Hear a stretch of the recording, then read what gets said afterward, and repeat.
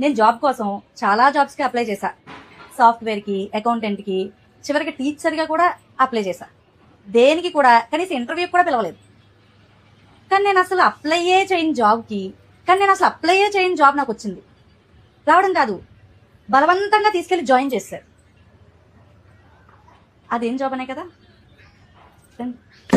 ఇదే ఆ జాబ్.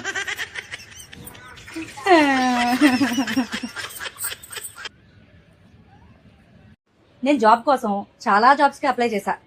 సాఫ్ట్వేర్కి, అకౌంటెంట్కి, చివరికి టీచర్గా కూడా అప్లై చేశా.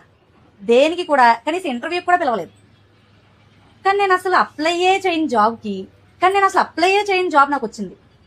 రావడం కాదు, బలవంతంగా తీసుకెళ్లి జాయిన్ చేశారు. అదేం జాబ్ అనే కదా, ఇదే ఆ జాబ్.